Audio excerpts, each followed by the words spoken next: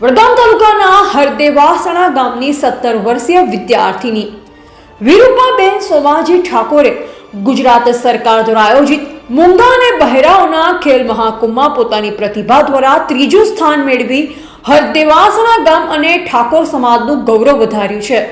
તેમજ વિરૂપાબેન પાલનપુર ખાતે મમતા મંદિરમાં ધોરણ 11માં અભ્યાસ કરે છે અને તેમની સફળતા તેમના અથાગ મહેનત અને સંકલ્પનું પરિણામ છે, જેમાં વિરૂપાબેન ઠાકોરના માતા પિતા નાનપણમાં ગુજરી ગયેલ ત્યારે દીકરીની સાર સંભાળમાં મુખ્ય ભૂમિકા તેમની ફઈ શિવબેન ઠાકોરની હોય અને તેમના સમર્થન અને માર્ગદર્શન હેઠળ વિરૂપાબેન સોમાજી ઠાકોર ભણી ગણી આગળ વધી રહ્યા છે।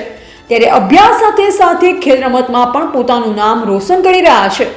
જ્યારે વિરૂપાબેનના ફઈ શિવબેન જણાવેલ કે વિરૂપાબેન અલગ અલગ ખેલ મહાકુંભ સ્પર્ધામાં ભાગ લઈ કુલ 12 મેડલ પ્રાપ્ત કર્યા છે।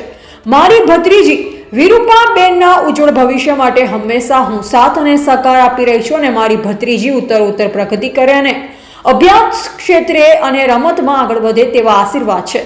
ત્યારે વિરૂપાબેન ઠાકોરની જેમ મહેનત અને સંકલ્પથી કોઈ પણ વ્યક્તિ સિદ્ધિ મેળવી શકે છે।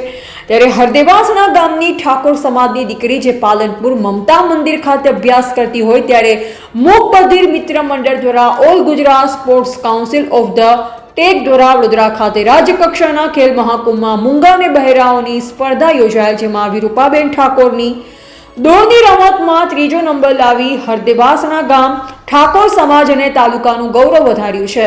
રિપોર્ટર અબ્બાસ મીર, વડગામ। છોડીને હું પાલન પોષણ કરું છું અને પણ પાલનપુરમાં ભણાવું છું અને ભણાવી 10માંથી એકણો ઘરે મેં 11માં પરીક્ષા લાવી હતી અને જો રમવાનું હોય તો હું એને મોકલું છું, સાથે પણ હું જઉં છું અને 12 એવોર્ડ જીતી છે અને પહેલો નંબર લાવે છે, કંઈ ત્રીજો નંબર લાવે છે। ઓલ ગુજરાતમાં પણ પહેલો નંબર લાવી હતી। કેટલા એવોર્ડ જીત્યા હતા? 12 એવોર્ડ 12 એવોર્ડ જીત્યા હતા। અને નાનપણથી જ આ બેબી તમારી? મારા કને છે, મમ્મી પપ્પા મરી ગયો છે, એ કોઈ સર નથી, ભાઈ બહેન કોઈ નથી અને આપની પાસે જ રહેશે? હા, મારા કને જ રહેશે। બેબીનું નામ છે વિરૂપાબેન સોમાજી ઠાકોર, વિરૂપાબેન સોમાજી।